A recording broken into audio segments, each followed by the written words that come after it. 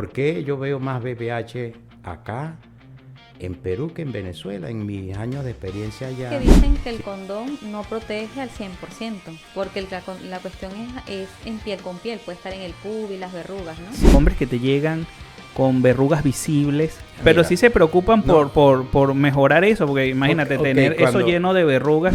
Bueno, aunque ustedes no lo crean, soy maracucho, donde dice la gente la pepper queso. de la pepper queso. El examen de próstata. Bueno, ve. Que todo el mundo, que todos los hombres esperamos ese momento tenso del examen de la próstata. ¿Cómo es eso actualmente? Son pacientes que antes tú veías menos VPH y ahora estás viendo mucho más. Por supuesto. Hay personas que yo le digo, mira, pero ¿tú crees que este pene con estas características te la van a saludar? Nadie te saluda ese pene. Nadie. ¿En serio? Bienvenidos a Verimedic Podcast, tu salud sin filtros. Te saluda el doctor Jader Carrasquel y la doctora Alexandra López, médicos fundadores de Verimedic. Hoy con nosotros nos acompaña el doctor Douglas Romero, nuestro urólogo desde el 2000... ¿Cuánto, doctor? Yo creo que eran como 3 o 4 meses posterior a cuando se inauguró. Entonces estamos desde el 2022. Finales de 2021. Sí, yo diría después de la pandemia. Después de la pandemia. Sí. Cuéntanos, Douglas, ¿de dónde eres allá en Venezuela? ¿Dónde naciste? Bueno, aunque ustedes no lo crean, soy maracucho, donde dice la gente la pepper queso. de la pepper queso. Sí. La gente a veces dice que no tengo el dialecto y la cosa, pero sí soy maracucho, nací en Maracaibo hace mucho tiempo. Me gradué en la Universidad del Zulia, la ilustre Universidad del Zulia, Luz. Lo podré decir la fecha en el año 1978, cuando estaba el dólar en 4.30, imagínate. Y te puedo mencionar mi primer sueldo de rural. Imagínate. 3.396 bolívares. Un dineral. Un dineral para una persona que estaba estudiando y tiene un primer mes de trabajo. Exacto. Eso casi eran como $1,000 para médico rural. Haciendo una coletilla aquí, yo me gradué en el 78 y tuve 2 años de rural. Y en la época, tú sabes, de hace tiempo atrás, hablaban de que los médicos no hacíamos rural y yo hice 2 años. Porque yo quería agarrar puntuación para tener muy buena carpeta para la hora de hacer mi concurso de posgrado, que lo hice en el año 82 en la Universidad Central de Venezuela. Okay. Yo me gradué de urólogo en el año 85 de urólogo. Quiere decir que tengo aproximadamente más de 40 años, 41 de urólogo, y yo creo que ustedes dos no habían nacido No. ni espermatozoides cerca, entonces... No habíamos nacido y ya el doctor era urólogo, imagínate. Exactamente. Ni siquiera médico, urólogo. Sí, exacto. Ya tenía la Entonces, especialidad. yo me graduó el 15 de diciembre del 85 y yo, gracias a Dios, para la época... Por echar un poquito atrás, cuando nos graduamos, cuando terminamos los estudios de medicina, algunos comisionados iban al Colegio de Médicos del Estado Zulia, hacían asambleas para llevarse los médicos recién graduados para sus territorios donde no habían universidades que graduaran médicos. Y yo me fui para el Estado Falcón, que está cerca del Zulia, y ahí empecé a trabajar antes ya cuando uno finaliza todos los estudios, la universidad te da finalización de estudio y puedes con esa... Claro. Podíamos trabajar para la época. La carta de finalización de estudios es mientras uno espera su título de universitario. Exactamente. Y te autoriza a trabajar porque se tarda. El título universitario demora en llegar. Si supieras que yo les dije esa condición. Yo trabajo, pero yo tengo que asistir a mi acto de graduación, que era el 12 de diciembre. Yo empecé a trabajar el 15 de noviembre terminamos los estudios finales de octubre. Noviembre era libre y el 12 de diciembre era el grado. Entonces me permitieron asistir a mi grado, por supuesto, y recibir mi título de médico.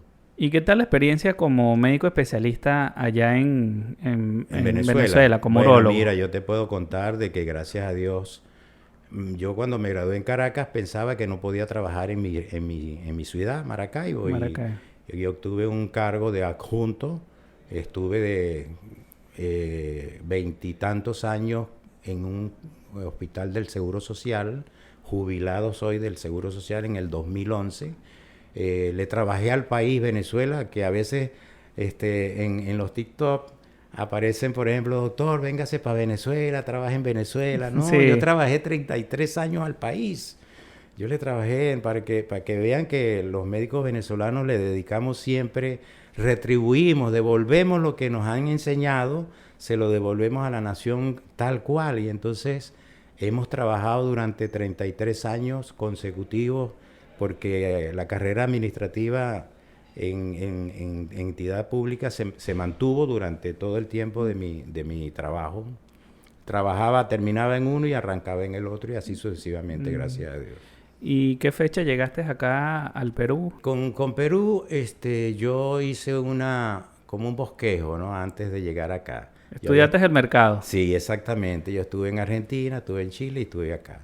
Y de los tres, bueno, me pareció bastante, para el momento económicamente me pareció muchísimo mejor. El país Perú estaba muchísimo mejor económicamente que Argentina hace casi 9 años de esto.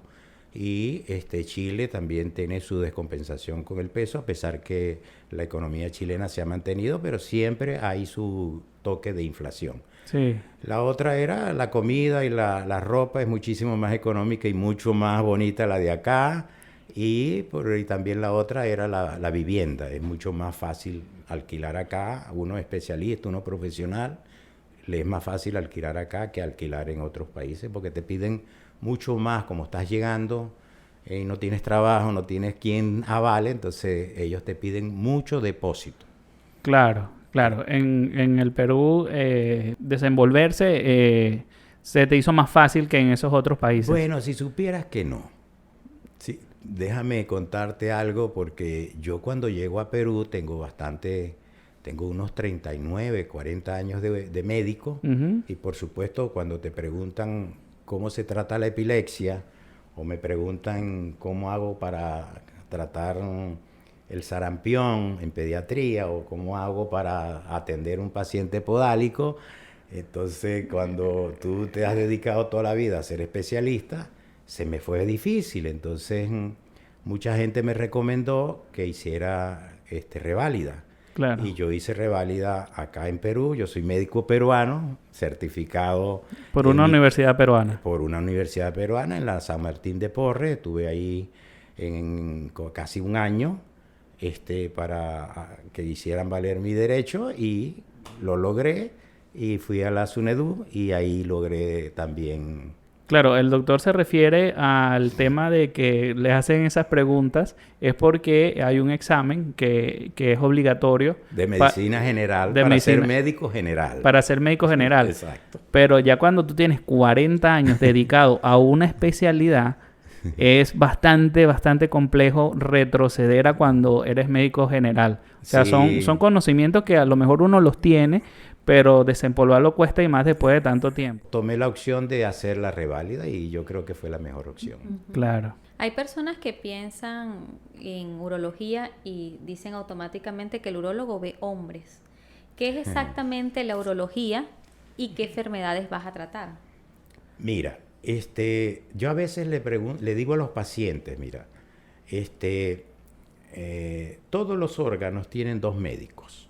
Por ejemplo, en urología los dos médicos son el nefrólogo y el urólogo. Uno opera y el otro no. Entonces, cuando uno va a nivel del sexo, que es sexo femenino masculino, piensan que solamente nosotros vemos el órgano genital masculino y resulta que no. Nosotros como urólogos tratamos el tracto urinario, tanto femenino como masculino.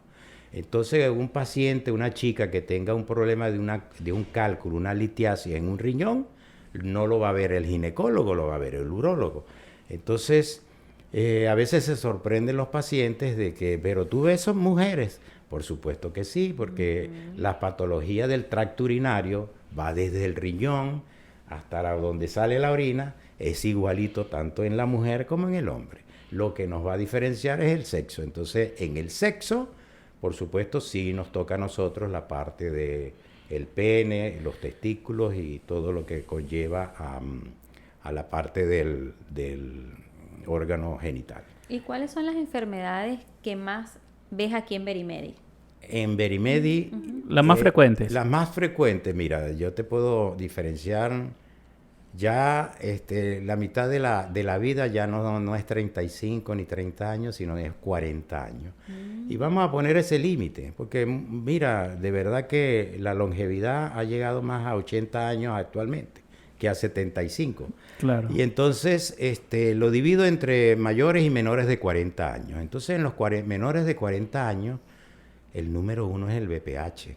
Ahorita yo veo, y tengo muchas cosas que podemos conversar sobre por qué yo veo más BPH acá en Perú que en Venezuela. En mis años de experiencia allá, si yo te puedo comentar de que yo podía quemar uno o dos pacientes al mes, era bastante, era mucho. Y en cambio acá, si yo quemo 1, 2, hasta 3 semanal, es poco. ¿Por qué? Porque, bueno, mira, el BPH tiene mucho que ver con la migración, creo yo. Porque nosotros los pacientes en Venezuela no migraban, los pacientes los teníamos allí y el paciente no tenía el estrés migratorio, no tenía el estrés del trabajo, el estrés laboral, no comía bien, se mantenía, trabajábamos 8 horas, descansábamos 2 días. Aquí no, nos cambió la vida totalmente a las personas que han migrado para este país. Y entonces eso, cuando uno hace la ecuación y dice igual a, baja del sistema inmunológico. Y al bajar el sistema inmunológico, hace efervescencia el BPH. Entonces eso para mí tiene gran importancia. Comer bien. Hay 3 pilares fundamentales en la vida. Comer bien, dormir. Comer bien significa comer sano. Claro. Dormir por lo menos de unas 6, 7 horas diarias y hacer ejercicio. Y entonces, cuando uno migra, lo menos que hace son estas 3 cosas. Claro. Y estas 3 cosas son pilares fundamentales para hacer una buena inmunidad y una buena defensa corporal. Claro, resaltando que el virus del papiloma humano es un virus oportunista. Él aprovecha que cuando el sistema inmunológico está bajo, para él manifestar manifestarse de forma clínica. Verrugas y todo lo que se puede ver. Lunares y todas esas cosas. Exactamente. Pero en líneas generales son los cuadros virales, porque recuerda, por ejemplo, cuando vino la cuestión del COVID, bueno, ahí ¿a quién atacó el COVID? A los que estaban más o menos protegidos o más desprotegidos. Claro. Entonces la obesidad, los diabéticos, los pacientes inmunos que tienen inmunidad baja, entonces a ellos fue que atacó y fallecieron muchos por tener el sistema inmunológico fallido. O sea que pudiésemos decir que cuando tú veías pacientes en los años 80 y 90, con respecto ahorita en el 2026, y 2000 son pacientes que antes tú veías menos BPH y ahora estás viendo mucho más. Por supuesto, mira, yo hago la referencia que los hombres en Venezuela eran más felices. Tenían un trabajo 8 horas diarias de lunes a viernes, no trabajaban tanto. Aquí no, aquí son 10 y 12 horas diarias. Claro. No descansan y estas cosas. O sea, toda la migración ha desencadenado una serie de problemas. Te hablo también de la disfunción eréctil. O sea, si el paciente no hace ejercicio, no duerme bien, no libera bien testosterona, no hace ejercicio, no hay velocidad sanguínea, no come bien, el colesterol está alto porque come en la calle, todas esas cosas al final van a tener un resultado. Muchos pacientes me han dicho, por ejemplo, mire doctor, yo no entiendo por qué, si yo tengo 40 años, la menos que voy a estar consultando por una disfunción eréctil. Y resulta que el paciente me refiere, mire, yo en Venezuela era un campeón y aquí no sirvo para nada desde el punto de vista de intimidad. Y entonces, y resulta que es la consecuencia de todo esto gracias a la migración. Claro. Mira, Doc, hemos tocado un tema bastante álgido que es la disfunción eréctil en hombres Ajá. También está la eyaculación precoz. También. Este, Para hacerte el paréntesis ahí, por ejemplo, el hombre llega cansado, trabajando 10, 12 horas. ¿Qué te va a hacer? Piratear en la intimidad, por hablar algo, piratear la intimidad y echar el rapidito. El rapidito. Y entonces la muchacha se queda cortada y entonces dice, este es un eyaculador precoz porque él quiere dormir pronto. Claro. Él no quiere tardarse en la intimidad que se tardaba en Venezuela, por decir algo. Y entonces aquí quiere matear y salir del paso rápidamente y las consecuencias son totalmente diferentes. Y si no haces ejercicio, Peor todavía. te cansas más rápido. Exactamente. O sea, yo le digo a la gente, ¿tú crees que Ronaldo, que tiene 41 años y mete goles todavía, es porque él es bonito y esto? No, porque él entrena, él hace ejercicio, él se mantiene. Claro. Y todo, la actividad sexual, la intimidad es un acto que necesita tener flexibilidad, músculo bueno, el piso pélvico bueno, muchas cosas buenas. Mira, Douglas, una pregunta. Dime. Como hombre que estoy próximo a cumplir mis 40 años, A ver, el examen de próstata. bueno, ve. Que todo el mundo, que todos los hombres esperamos ese momento tenso del examen de la próstata. ¿Cómo es eso actualmente? Bueno, mira, ese es el límite. Entonces, como yo hago algunos, ya en esta época, cuando uno ya tiene cierta experiencia y uno dice, mira, tú cuando tienes 40 años o tienes 30 años, tú no tienes lentes. Cuando llegas a 40 años, tú tienes que buscar los lentes, porque si no, no lees bien. Te llega la presbicia. Llega la presbicia, ¿correcto? Claro. Entonces uno les dice al paciente, por haber llegado a esa edad, te toca usar lentes. ¿Cierto, doctora? Claro, así es. Así es, Así ok. es, así La es. doctora me da fe sobre eso. Entonces, igual pasa con la próstata. La próstata comienza su crecimiento a partir de los 40 años. Es como los niños hablan, unos más rápido, otros más rápido, más lento. El niño camina, unos más rápido, otros más lento, y así sucesivamente. La próstata para algunos hombres les crece mucho más rápido y a otros más lento. Eso todavía no se ha descubierto por qué en algunos sí y en otros no. Ese es un punto muy importante. Número 2, también cómo hayas tratado tú la próstata en esos 40 años primarios de vida. Si has sido promiscuo, si has sido, mala cabeza y estas cosas, entonces allí vamos a ver que va a pasar la factura después de los 40 años. Ahora, cuando yo estudié urología, no existían los PSA, no existían los antígenos prostáticos, para que vean. Mira, ¿y cuándo comenzó a salir eso? Eso, mira, cuando nosotros estudiábamos, nosotros calculábamos a ver si había indicios de cáncer de próstata con la fosfatasa, ¿recuerdan? La fosfatasa ácida y la fosfatasa alcalina, ¿te acuerdas de eso, sí, no? claro, claro. Entonces, posteriormente empezaron a salir los antígenos. Y últimamente, y la pregunta viene sobre todo por lo del tacto rectal. Por el tacto rectal, claro. Yo estoy esperando ese momento. Sí, exacto, tú estás esperando eso. Y eso viene es porque últimamente los urólogos hacemos menos tacto rectal, de verdad que sí. Porque, sin decirte mentira, yo creo que yo descubro más rápido por la sangre un antígeno prostático comenzando que con el tacto. Claro. Porque cuando yo veo una diferencia con el tacto, porque el tacto, una próstata es como que te toques la punta de la nariz. Esa consistencia es una próstata benigna, normal. Y la otra consistencia es un pétrea dura. Que te toque la frente. Pero Ajá. duro. Duro. Tú tocas la mesa. Y ya cuando tocas eso ya hay daños ya. Ya hay daño, entonces el PSA está en 20, en 25, ¿me entiendes? Ah, entonces, mira, fíjate. no es que el PSA tampoco, si tienes un valor de 0 a 4, mayor de 60 años, no es que de 0 va a subir a 25, no señor. Él va haciendo paulatinamente Poco a 3, 4, 8, 9, así sucesivamente. Perfecto. Y eso te va a medir también la actividad, lo agresivo o no que pueda hacer tú con ese cáncer. Entonces, en conclusión, nosotros al nivel de 40, 45 años solicitamos para la evaluación prostática ecografía y los exámenes de sangre. Ecografía PSA. de próstata y los exámenes de sangre. Por supuesto, existe esta relación médico-paciente, una entrevista, cómo has tratado tu próstata, cómo estás orinando, la disuria, cómo la nicturia, cómo te levantas en la noche, cuántas veces.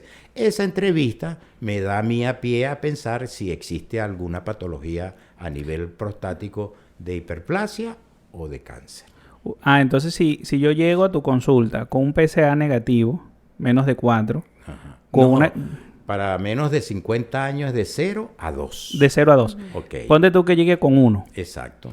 Y una ecografía de próstata normal y Para- yo estoy orinando normal. Entonces, ¿para qué yo me voy a dejar hacer el tacto? No es que no te dejes. ¿Para ¿Para qué? qué el médico te lo va a hacer? Exacto. Si no va a tocarte nada. Claro. Que ahora, si yo veo en la ecografía un nódulo, que es el que a nosotros le tenemos mucho miedo, los nódulos prostáticos, eso sí nosotros le tenemos respeto. Entonces, cuando tú haces tu tacto y ves una próstata completamente sana, pero hay un borde que está nodular o está un poquito duro, te queda la interrogante si es una litiasis prostática o es un nódulo. Y para eso existe la biopsia. Claro. ¿Y te ha llegado algún paciente con un cáncer de próstata muy avanzado que haya tenido una metástasis a nivel de la columna lumbar?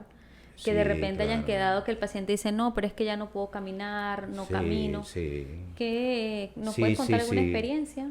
Bueno, mira, de verdad, para que un paciente llegue en ese estado, ya tiene diagnóstico de hace tiempo, ¿ves? Porque realmente en las primeras de cambio, actualmente noto que el paciente viene mucho más, gracias a Dios, ha habido conciencia, ha habido un poco más, en este aspecto, ha tomado bastante interés. Debe ir al urólogo, como ya se ha enterado de que no le hacemos el tacto, entonces él a veces Viene más llegan, confiado. te digo, a veces llegan con cara así, tú sabes, de tranca, y lo que se van, quedan como enamorados. Tranquilo. Cuando vuelvo y estas cosas. Y Los entonces, enamora, Douglas, entonces. Sí, seguro, y ojos verdes, imagínate. Entonces, bueno, entonces, uno allí, cuando un paciente llega en ese estadio, ya es un estadio D2, que tiene metástasis a distancia fuera de los ganglios, entonces ya ahí verdaderamente la urología no tiene cabida. La cabida de urología es para hacer diagnóstico propio allí, entonces después uno lo manda a oncología, y oncología es quien se va a tratar de hacer radioterapia, quimio y esas cosas. Solamente nos queda a nosotros hacerle algún procedimiento quirúrgico a la próstata o hacerle orquiectomía, vaciarle la parte. Yo tengo una técnica que yo quito solamente el parénquima testicular y dejo la albuginia y dejo el epidimo para que psicológicamente él no se sienta tan afectado. O sea, yo no hago la castración completa como tal, sino que quito el parénquima testicular y dejo el resto del contenido dentro de la bolsa escrotal. Y ese sería el tratamiento quirúrgico que hace el urólogo ante un paciente con cáncer de próstata. En estadio temprano hacemos la prostatectomía radical, y en estadios más avanzados haríamos la orquiectomía. Claro, yo como traumatólogo recuerdo un caso de que me mostraron una placa, una resonancia de columna lumbar. Sí. El paciente dejó de sentir las piernas. Eso ocurre mucho. Y cuando veo una masa negra que está comprimiendo el plexo Sí, lumbar, Ajá. y era la próstata. Era metástasis prostática. La próstata estaba comprimiendo. Sí. Estaba Ok. la próstata, sí. Pero era metástasis. Era metástasis. Sí, por supuesto. Sí. Sembró la célula prostática a nivel de allá. Y el paciente no duró 6 meses. Sí, cuando... de verdad, les digo que el paciente prostático, el cáncer de próstata tiene buena longevidad. Sí. Si uno lo trata a tiempo. Ahora, hay mucho, vamos a decir, en carácter del ser humano, el hombre, a veces es muy reacio a aceptar tratamientos en próstata. ¿Y por qué? Porque a veces los tratamientos prostáticos que no sean la robótica que sea cirugía abierta, entonces hay consecuencias, incontinencia de orina y disfunción eréctil, ¿no? Entonces, los pacientes, imagínate, si tiene una pareja, él se va a sentir en menos. Claro. Pero en urología tenemos 2 puntos que todavía yo, como con todos mis años de experiencia y 41 años y esas cosas, no he logrado yo convencer a un paciente que yo le pueda decir, tú tienes cáncer de pene y yo tengo que amputarte el pene, que él acepte de buena manera. Eso Claro. las amputaciones a nivel, en líneas generales, tú que eres traumatólogo, el paciente no la acepta como uno tiene que hablar muy bonito, adornarlo bien, para que él acepte ese tipo de incluso para las amputaciones es bueno tratarlo con el psiquiatra. No, por supuesto, Claro. Imagínate. Eso es para una pierna, un brazo o lo que sea. Un dedito. Exacto, Un dedito. y ahora imagínate en el pene. Peor todavía. Exactamente, entonces ese es un...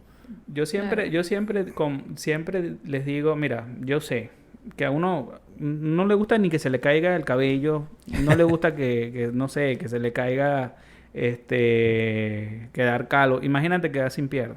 Ajá, O sea, pero, el trauma mira, es bastante. Te tengo un chiste.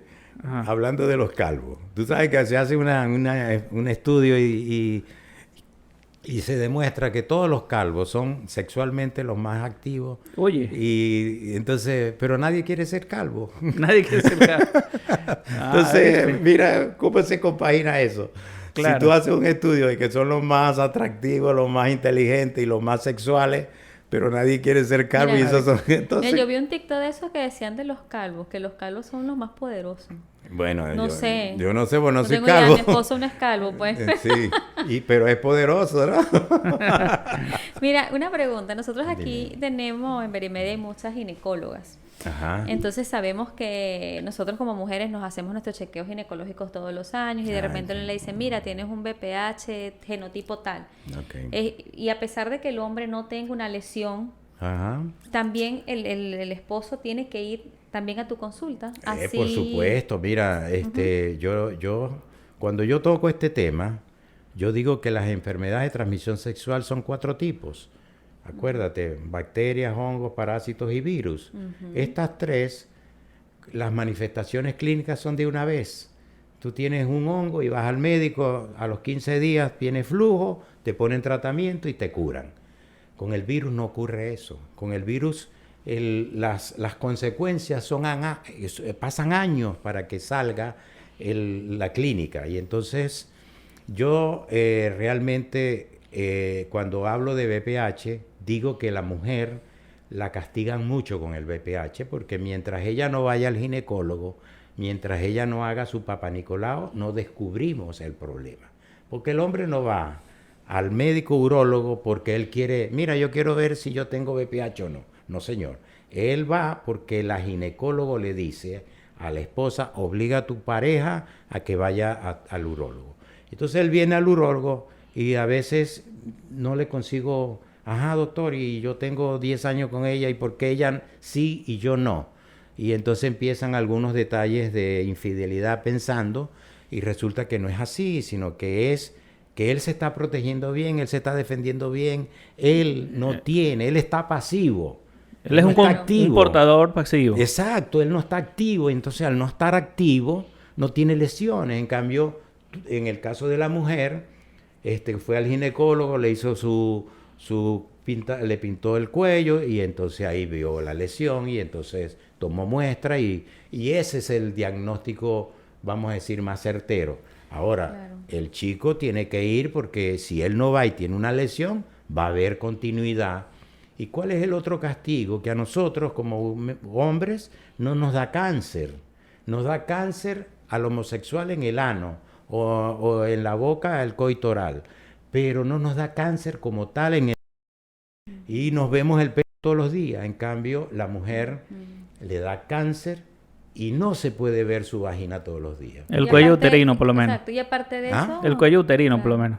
Sí, la parte interna. La Porque parte si interna. no tienes un espéculo, estás listo. Sí, Exacto, no. pero como tú dices, siempre más castigada la mujer. En y este es por caso. el tema porque a la mujer... Pero los hombres también Claro, sufrimos. porque sí, pero las mujeres, o sea, las hacen, primero le hacen la biopsia, después probablemente esa paciente tiene que ir a termo o a crioterapia. En algunos casos van a conización y en última instancia hasta pueden esterectomía. O sea, es un montón de cosas que pasa a la mujer Claro. que no pasa el hombre. No, por supuesto. Mira, lo que pasa es que yo siempre le digo a la pareja cuando van, exígele, pídele a tu ginecólogo que te negativice, que te ponga porque a veces llegan con NIC 2, NIC 1 a la mayoría, entonces, estamos comenzando una lesión premaligna, entonces eso, yo les digo, mira, insiste allí con tu ginecólogo que te haga todos tus procedimientos para que te negativice. ¿Por qué? Porque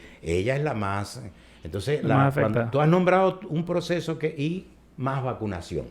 Exactamente. Más vacunación. Más vacunación. Yo últimamente, como se dice, he promocionado mucho al hombre para que también se vacune y por allí escuché y he leído un poco de que la Organización Mundial de la Salud piensa que para el año 2100 el cáncer de cuello uterino está erradicado con todas las promociones que haya de vacunación en la pubertad. Sí. Y entonces cuando tú vacunas al adolescente que no ha salido al mercado, que no le peguen los virus, porque la vacuna tampoco que tiene las 200 cepas que existen. Claro. Tiene las cepas más fuertes, las más patógenas y las más frecuentes. Entonces es una ventaja que se tiene de que no te va a dar VPH en las primeras de cambio, pues, porque Claro. eso generalmente ocurre. Hay que hacer una acotación. Cuando nosotros hacemos la prueba de VPH, el test de VPH, hay varios test de VPH, de 15, de 30 serotipos, Ajá. y puedes tener las lesiones visibles y sacar y aún así tener el test negativo. Pero eso no quiere decir que no los tengas. No, correcto. o Igual sea, igual que las vacunas, disculpa que te interrumpa. Las vacunas no te cubren los 200 cepas, No, chico. pero te cubren Ojalá. las que sí causan la que hace cáncer. cáncer y la más frecuente y la más patógena. pues. Exactamente. Entonces no, yo me puse la vacuna, no me va a dar VPH. No te va a dar el VPH maligno. Exacto, eso. Exacto. Exactamente. No es así. exacto. Tú habías nombrado al comienzo lo de tu papá Nicolau y esas cosas que hace.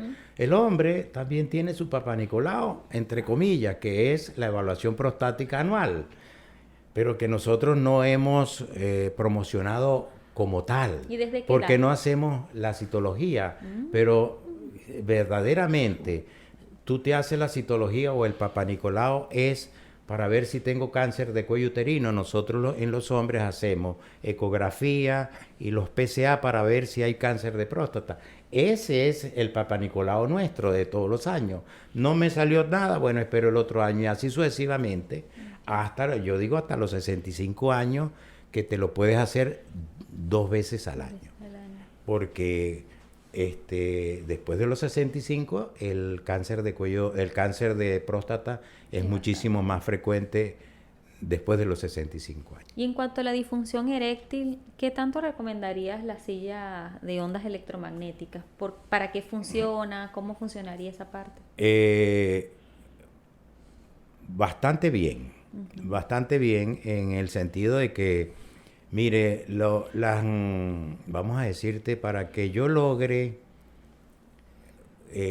un mejoramiento con ejercicio, tengo que hacer, qué sé yo, no tengo idea cuántos 10.000 ejercicios años tengo yo que ir a hacer los ejercicios de Kegel. Exacto, de Kegel, para que me iguale a, por decirte, 12, 15 sesiones de la silla. Entonces, la silla tiene su valor, de verdad que sí.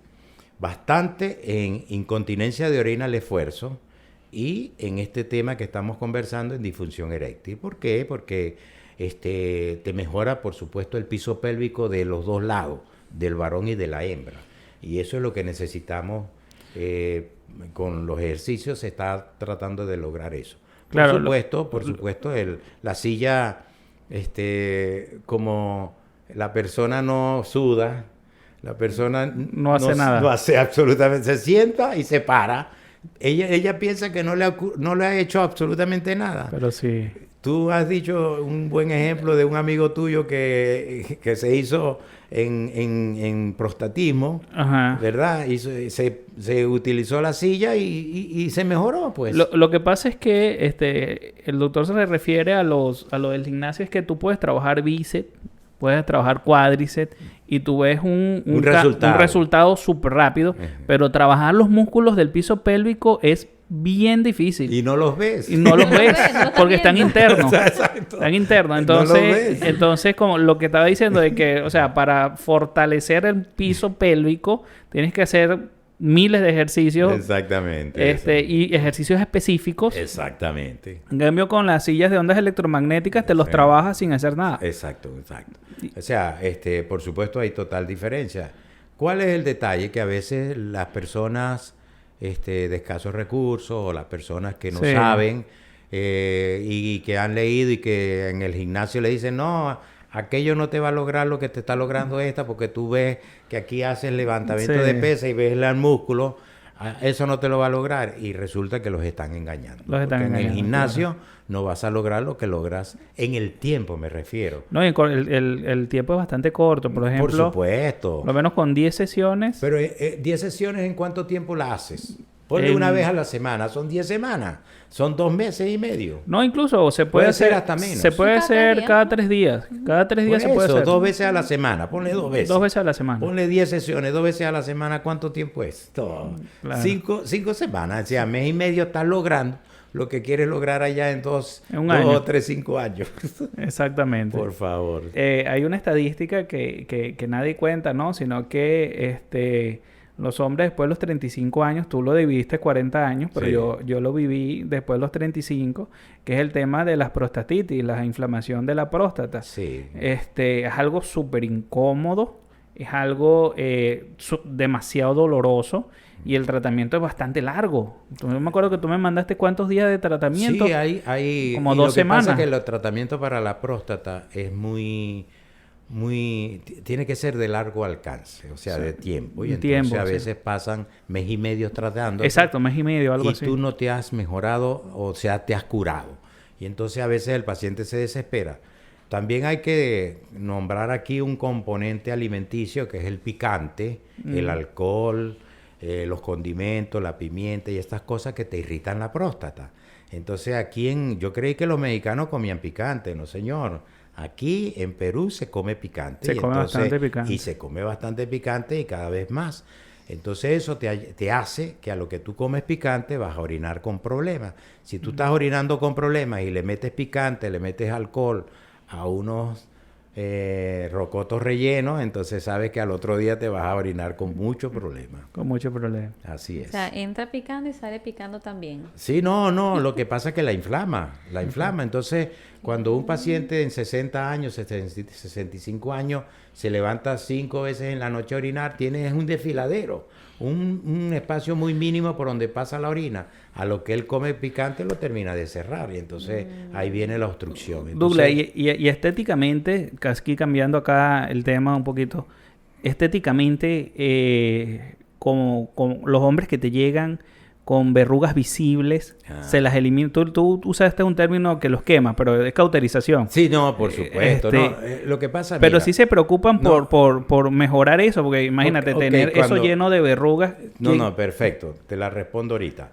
Lo que pasa que en español Ajá, es quemar. claro, Pero tú puedes quemar con láser. claro. Tú puedes quemar con frío, con calor, con electricidad, con ácido. Entonces, todo depende de lo que use el médico. Claro, claro. Entonces, el procedimiento es cauterizar, por supuesto. Ahora, yo siempre digo al paciente, mira, estás lleno de lesiones. Tú pensabas que se te iban a caer solo, sin hacerle nada. Exacto. Tú pensabas que eso no era, eso estéticamente feo. ¿Cómo haces tú para hacer intimidad? No prendo la luz, me tapo con una toalla. Oye, pero estás engañando. Estás engañando. Ey, les digo los comentarios que me han dicho. Y a veces paran el pelo. No, no importa, doctor, yo soy soltero. No, es que tú estás contaminando. Yo le digo, ¿a ti te gustaría que la persona tenga SIDA y no te diga? Claro. Yo se lo pongo feo para que ellos les Claro, para que tomen conciencia. Claro, claro, porque a ti te gustaría que te pegara un HIV. No, ¿verdad? Entonces tienes que ir al médico para que te traten. Entonces hay personas que yo le digo, mira, pero ¿tú crees que este pene con estas características te la van a saludar? Nadie te saluda ese pene. Nadie. En serio. Mira. Nadie le va a dar su besito. Nadie. Ni con la luz apagada. Ni con luz apagada, ni con 40 sábanas. Entonces, tienes que ir al médico a que te hagan el procedimiento para limpiarte y ponerte al día. Claro. O sea, ¿qué hace el urólogo? Bueno, mira, nosotros quemamos ese tejido, que ahí es donde está el virus, que es el contaminante. Claro. Se quema porque el virus está vivo por tu piel. Por tu piel. Se quema, desaparece, se muere el virus, cicatriza a la persona y se acabó allí. Pero eso no quiere decir que en otra zona del genital o de los genitales le pueda salir. Claro. Si a veces uno dice, la chica viene con un nido y tienen 10 años. Yo lo tengo, doctor. Por supuesto que lo tienes. Claro que lo tienes. Si ya tú lo tienes, si ella lo tiene, tú lo tienes, pues. Entonces, él cree que por no tener lesiones, no lo tiene. No, señor. Tú te estás defendiendo bien hasta el día que te toque que bajaste el sistema inmunológico por cualquier detalle y te aparezcan las lesiones. Por eso es que dicen que el condón no protege al 100%, porque la cuestión es en piel con piel, puede estar en el pubis, las verrugas, ¿no? Sí, a veces, no con piel, porque a veces está en el cuello y es mucosa. No, pero en el hombre. En el hombre está hasta en la cabeza del pene, en el glande, en el cuerpo del pene o en la base del pene. ¿Qué digo yo a los pacientes? A veces la mujer lo tiene en los labios y cuando entra el pene, el contacto es la base del muchacho, la base del hombre. Y en esa base es que se anida el BPH y ahí van a salir las lesiones. Ah, ya, ok, por contacto directo. Exactamente. Bueno, ha sido un episodio bastante entretenido, bastante No me digas que ya terminamos, no, que siga. Esto es para toda la tarde. Mira, yo te digo, de verdad que el mundo en la urología da para conversar bastante y anímicamente, ¿ves? Claro, claro. Pero tú sabes lo que sí es reconfortante, saber ese dato que tú nos has dicho, que el hombre es más activo en tu consulta actualmente que antes, pues, porque sí, todos por lo menos hemos conocido o hemos sabido de alguien que ha muerto por cáncer de próstata por no ir a una consulta a tiempo, por el prejuicio. Sí, cuando yo tengo un paciente con un PSA alto, lo primero que le pregunto, en tu familia, un abuelo, tus padres, un tío con cáncer de próstata, y casi siempre sí tuve yo un abuelo que murió de cáncer. Sí. Eso tiene mucho que ver. Han tomado conciencia bastante la población bastante. masculina en ese tema. Pero por lo menos en el llano de Venezuela, esa gente, los hombres son recios, o sea, ellos no. Sí, no bueno, voy, porque culturalmente, o sea, por supuesto, ahorita las redes son muy importantes. Claro. Bueno, cualquiera puede entrar en una red y que sea la persona autorizada en dar una información. Y bueno, mire, si hay una buena información y tiene propiedad, la persona va a coger conciencia y puede ir al médico. Oye, doctor, me dijeron esto, ya, ¿qué opina usted? Me explico, en una conversación en la historia médica de que vamos a hacer el contacto de historia clínica, uno puede conversar con el paciente. Bueno, mira, yo a veces, sí, me debes el tacto rectal y lo voy a operar y se lo hago el día de que lo voy a operar. Con sedación. Sí, exacto. Y entonces lo exploras y él ni cuenta se da. ¿Ves? Entonces, o sea, en definitiva, los hombres son más miedosos que las mujeres. Porque uno va a hacerse su papá Nicolau. Pero y miedo todo, a ¿no? qué? ¿A qué te refieres tú al miedo? El miedo que tiene el hombre al dedito. No. Uno va a la ginecóloga y llame todo lo que me tengas que hacer. Y sí, listo, ¿no? Claro. Bueno. Así es. Yo siempre le digo al hombre, mira, tú te ves el pene todos los días, te puedes saber si sale una lesión o no. La mujer no tiene ese chance. No hay chance. Ojalá tuviera ese chance. Claro, bueno. Bueno, hemos llegado al final de este podcast. Pronto tendremos otra vez al doctor Douglas porque Ay, quedan gracias. muchas preguntas al aire y muchas dudas también, pero hoy nos fuimos con gran parte de información, muchísima. Bueno, Sí. espero que les haya gustado y gracias por invitarme. Estábamos pendientes de esta entrevista. Yo sé que me han dicho varias veces, pero se dio hoy la oportunidad y bueno, gracias a Dios aquí estamos y esperamos que a nuestros pacientes vean este podcast y les ayude en conocimientos y en todo lo que se habló acá, a crear conciencia, a ir al ginecólogo y a ir al urólogo, porque es bastante importante, sobre todo después de los 40 años. El doctor Douglas Romero, especialista en urología, él es bastante activo en redes sociales, así que aprovechen y dejen todos sus comentarios y sus interrogantes, que yo estoy seguro que el doctor, en la medida que los vaya leyendo, se los va a responder. Entonces, esperamos sus comentarios en este video. Bueno, gracias.